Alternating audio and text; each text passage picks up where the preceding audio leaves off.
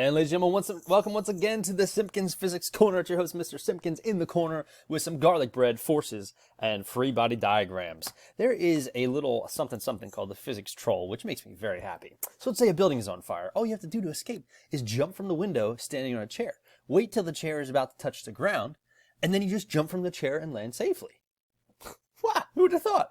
Now, of course, we just talked about Newton's 3 laws in our last lesson, and we know this is absolutely absurd. But I love these silly cartoons because they illustrate the misconceptions that some people have, right? The reason this doesn't work, obviously, is because the chair, yes, you jump off the chair exerts a force up on you, you exert a force down on the chair, but both of you were already moving really, really fast, okay? So that's Newton's first law, is if you're moving really, really fast, you're going to continue moving really, really fast unless there's a force exerted on you and you're like, oh, well, I got a force, so that's going to cause my mass to accelerate upwards. Okay, yeah, maybe a little bit, all right? But and of course, we see Newton's third law is that the forces occur in pairs. You push down on the chair pushes up on you. For every action, there's the equal and opposite reaction force.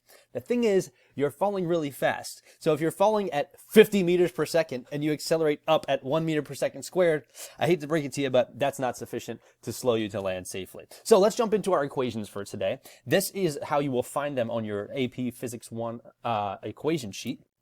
I like to write this one as F equals ma, but for whatever reason, I like to write it as A equals sigma F over N. Remember, for a quick review, this means the sum of all the forces. We'll look at that today when we draw free body diagrams to figure out how we can calculate the sum of the forces. We also call that net force sometimes. And then down here, this looks like insanity. All right, we're going to talk more in detail about friction in our next set of lessons next week.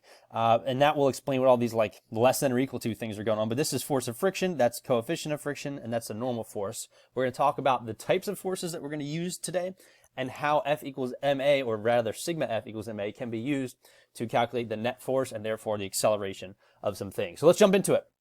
The four main types of forces we're going to see are the normal force. So this would be like if I have a box sitting on the ground would be pushing up on the box. All right. That's called a normal force, a pressing force, and it's towards the object it's supporting. Just a little side note, if you ever have something on a ramp, the normal force always presses towards the object. So in this case, see how it's perpendicular to the ramp? The normal force is always perpendicular to the surface where that force is being exerted. So keep that in mind as we look at some examples today.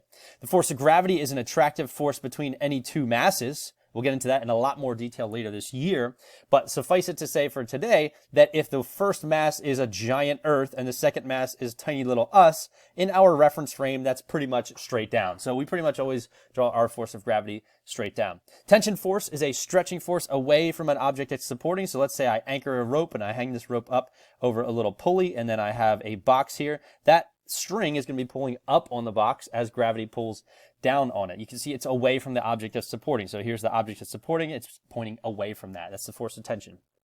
Finally, the friction force. That's pretty straightforward. You know what friction is already. But the thing is, I like to use this phrase, it opposes motion. All right, so what does that mean? Well, if I'm pushing with a force this way and the box is not moving, then the friction will be equal to the force I'm pressing with. Consider Newton's third law. For every force, my push, there's an equal and opposite reaction force. The friction is resisting that motion. All right, it's opposing the motion. If I am pushing on the box hard enough that it actually does move, but not as fast as it would if it was really slippery, you can see the friction is kind of taken away a little bit, right? It is still opposing the motion. And then the final way to illustrate this of opposing motion is if I take something and I put it on a ramp, but it doesn't slide down because the ramp's kind of grippy or kind of sticky, right?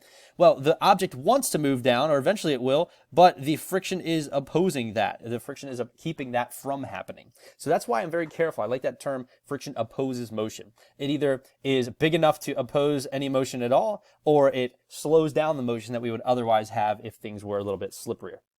All right, so let's look at how we can use these forces. Here's how we're going to kind of draw some. These are called free body diagrams, FBD, or free body diagrams. So if an object lies motionless, the two forces here would be the force of gravity straight down and the normal force straight up. And you notice I'm very particular about how I draw my arrows.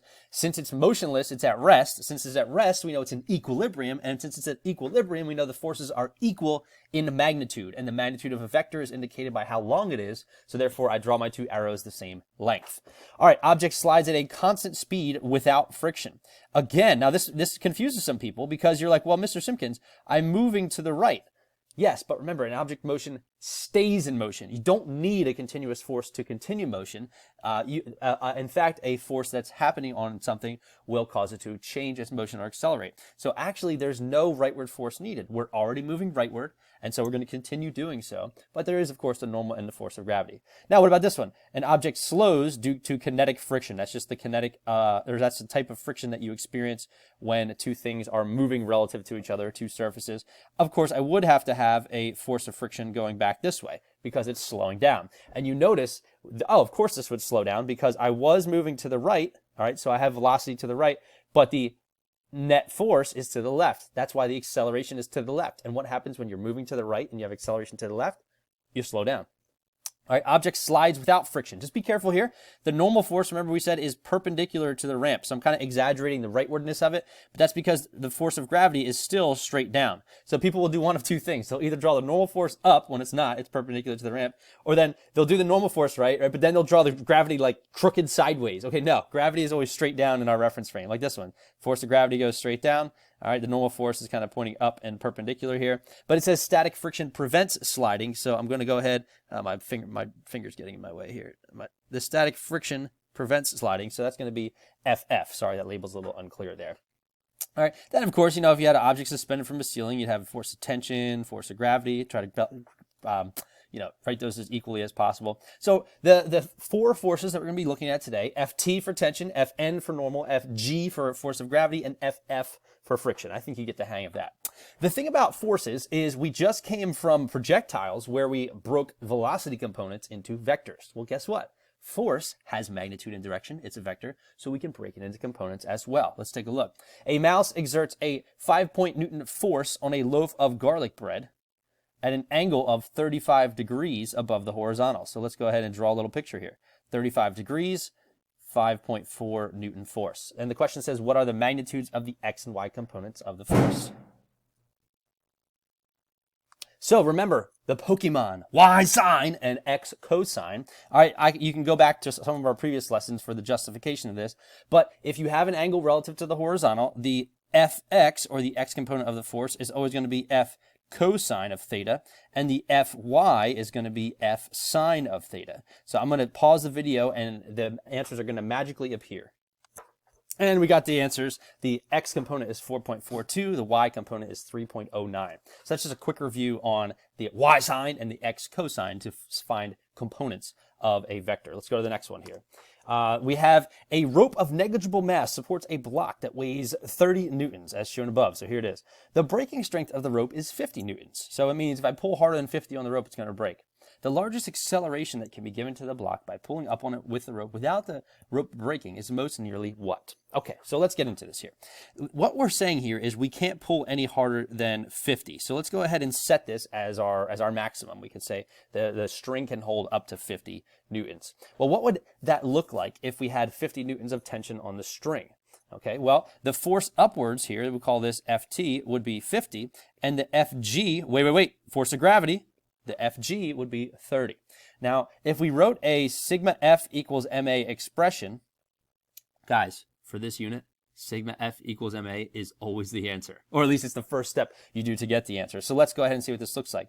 The way we write this is we'd say Ft minus Fg equals ma. Now you're like, well, Mr. Simpkins, I thought that sigma means the sum of. Yes, it is. But which way is gravity? It's down. So that's why I subtract it, because if you add a negative, it's the same as subtracting. So that's what we're doing here. And then we have 50 minus 30 equals, all right, now here's where we run into an issue. We have this mass, and then we have some A. Well, that's two unknown things, and that's a pain in my tuchus. Well, what we can do here, ladies and gentlemen, is we can calculate the mass from the weight. This is why I emphasized in our last lesson. Wait, force of gravity and mass are two different things. We know that the force of gravity is 30 newtons, and the force of gravity is equal to mg. All right, you can look that up on your equation sheet. It says Fg equals mg. And if that's the case, then that means that 30 equals our unknown mass times 9.8. Now, I could use 9.8, but College Board on any multiple choice question will tell you to use 10. All right, you just round it up, literally just to make the math easier. So let's go ahead and plug that in. That means that 20 newtons equals my mass from my problem over there is 3 times A. And if I divide both sides by 3 here, hopefully I'll get one of those multiple choice answers. And indeed I do. 6.66, oh, get your crucifix out, is meters per second squared, or we could round it to 6.7. So the thing about this problem is that we now have seen, oh, okay, sigma F equals ma. I call this to blow out the equation, or say, all right, expand that. What does sigma F mean, or what forces make up sigma F equals ma? In this case, it's tension and then minus the force of gravity. Then we came over here, we took a little detour, and it shows you the importance of the difference between mass and weight. All right, but if you know the weight, you can get the mass. If you know the mass, you can get the weight. And then we went ahead and solved for that one. Let's look at one final example here. We have a freshly baked piece of garlic bread. Ah, so exciting. And so let's draw our FBD up here just to kind of park it up here for us. So it looks like it says draw an FBD. All right, it's sitting on a scale on an elevator. So here's our elevator. Of course, we'd have the force of gravity down, and the force of the scale would actually be the one that's pointing up. Now, we might call this the normal force, right? And in fact, scales don't actually measure your weight, ladies and gentlemen. They measure the normal force pushing back up on you. If you don't believe me, go step on a scale and then hop up and down, okay? Now, as you're hopping up and down, the scale is going to be reading different numbers. It's going to be jumping all over the place. Are you changing your weight when you jump up and down? Well, really, I should say, are you changing your mass? Of course not, right? That's a silly proposition. So the scale's not wrong. It's just reading the reaction force, the third law, the reaction force to the action of the force of gravity pushing down on it. And if you jump up and down, you're changing how much the scale needs to push up to hold you, right? So the scale is actually the normal force. But let's go ahead and say, what does the scale read when the elevator is stopped? All right, so this is the first one. This is question B. Well, when you're stopped, you're at rest. And when you're at rest, you're in equilibrium. And when you're in equilibrium, the forces are equal. So the scale is the normal force reading. And so the force of the scale is just going to be equal to Fg, which, as we previously said, was equal to mg, which is just going to be 2.5. And I'll use 10 to make our answers nice and easy here. All right, excuse me for that. But the force then would just be 25 newtons. That's what this scale would read if it was a 10 scale, not a 9.8 scale, right? Now let's look at another example. What if this scale, what if you were accelerating upward in the elevator? All right, I'm going to challenge you guys to go do this. We do this in our class. We get in the elevator together. Imagine yourself in the elevator, and then all of a sudden you start moving up. How would you feel when you started doing that? Answer, you would start feeling heavier. Now think about this in terms of Newton's first law. An object at rest wants to stay at rest. So when the elevator starts to move up, look what happens to my chin. When the elevator starts to move up, my chin wants to stay at rest. What does it take to not have that stay at rest? It takes more of a force. And the floor pushing harder on me is going to be perceived as feeling heavier for a second, right? And then when you get to the top of the elevator, no one's ever done this before, right? When you get to the top of the elevator, have you ever tried to jump? All right. Why can you jump higher when the elevator is just about to stop? Or as the elevator is stopping, you can jump higher, right? Because the elevator is in motion and your body's in motion. Your body wants to stay in motion, but the elevator stops. Your body wants to continue in motion. So it takes less force of the floor to keep you up there because your body wants to naturally keep going. Now, eventually, gravity will accelerate you downward and you'll come to rest, right? But that is a little bit of an overview of why you feel heavier when you accelerate up in an elevator and why you feel lighter when you get to the top and start accelerating back down. So what's the scale read when the elevator accelerates upwards at 2 meters per second? All right, well, if it's accelerating upwards, that must mean that this force is bigger than that force. Why? Because we accelerate in the direction of the bigger force. And so when I write my sigma F equals ma, guys, I didn't lie. It's literally always the answer.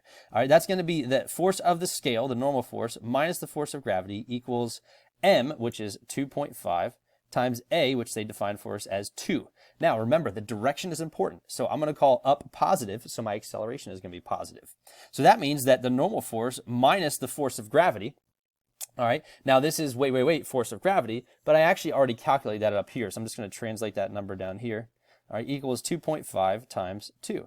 And of course, to solve for this, Fn, I would get 5 plus 25, and this matches the concept of what we were talking about. You would feel heavier when you're accelerating upwards because the floor has to push hard on you to get you from rest to motion. You can use the same problem-solving strategy to answers part D and E. Just be careful that you assign this as a negative, right? Because you're accelerating downward, so that would be a negative A. And then for the other one, it's just asking you to do the opposite. It's asking you to solve for the acceleration when you already know the scale reading. Keep in mind the scale reading is the normal force.